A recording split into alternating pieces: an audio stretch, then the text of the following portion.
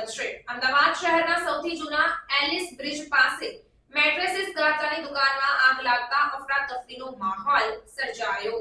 અમદાવાદ શહેરના સૌથી જૂના એલિસ બ્રિજ પાસે મેટ્રેસીસ ગાદલાની દુકાનમાં બપોરના સમયે એકાએક આગ લાગતા ફાયર વિભાગની ગાડીઓ ઘટના સ્થળે પહોંચી હતી।